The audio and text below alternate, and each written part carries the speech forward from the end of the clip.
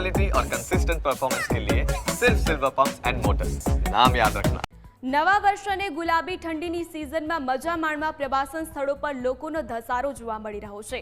નર્મદાનું કેવડિયા પણ પ્રવાસીઓ માટે ફરવાનું સૌથી પસંદગીનું સ્થળ બની ગયું છે। ખાસ કરીને શનિ અને રવિવારની રજામાં 2 લાખથી વધુ પ્રવાસીઓ ઉમટ્યા હતા। કેવડિયામાં ગુલાબી ઠંડીમાં વધારો થતાં વાતાવરણ પણ ખુશનુમા થઈ ગયું છે। સ્ટેચ્યુ ઓફ યુનિટીની છેલ્લા 5 દિવસમાં 5 લાખથી વધુ પ્રવાસીઓએ મુલાકાત લીધી હતી અને હજુ પણ નવા વર્ષના વધામણા કરવા માટે પ્રવાસીઓ ઉમટી રહ્યા છે।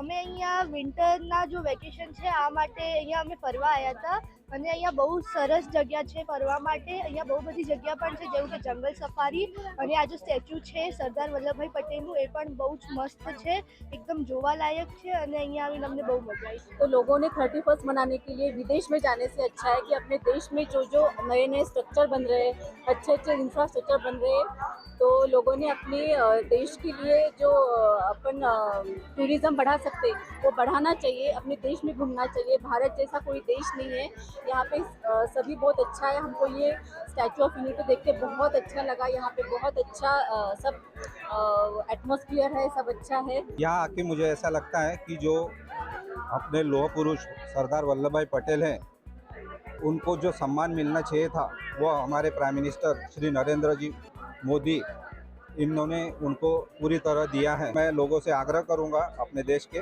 कि सभी स्टेच्यू ऑफ यूनिटी को विजिट करें और उनका मान बढ़ाएं। નવા વર્ષના વધામણા માટે સ્ટેચ્યુ ઓફ યુનિટી પ્રવાસીઓનું એક હોટ ફેવરેટ સ્થળ બન્યું છે। આપ જોઈ રહ્યા છો કે હાલમાં આ પ્રવાસીઓની મોટી સંખ્યા ભીડ જામી રહી છે। શનિવાર અને રવિવારની વાત કરીએ તો લગભગ 2 લાખ જેટલા પ્રવાસીઓ હાલમાં ઉમટી રહ્યા છે। 31 ડિસેમ્બરથી લઈને લગભગ 5 તારીખ સુધી અહીંયાનું બધું પેક છે। આ ટુરિઝમ પેક છે, અહીંયાના જે પ્રવાસીઓનું ટિકિટ પેક છે, હોટલોથી બધું જ પેક છે। ત્યારે એક સુંદર વાતાવરણ અને સુંદર જે જોવાલાયક સ્થળોને કારણે હાલમાં જે પ્રવાસીઓ છે તે સ્ટેચ્યુ ઓફ યુનિટીની અહીંયા પસંદગી કરે છે। એટલા માટે અહીંયા લગભગ આ 25 ડિસેમ્બરથી 31 ડિસેમ્બર સુધીમાં 5 લાખ જેટલા પ્રવાસીઓ હાલમાં નોંધાઈ ચૂક્યા છે। ત્યારે હજુ પણ પ્રવાસીઓની આવક ચાલુ જ છે। એના માટે તંત્રએ પણ સરકારી બસો અને અન્ય ટિકિટ બારીઓથી લઈને સુવિધાઓ સજ્જ બનાવી છે। ત્યારે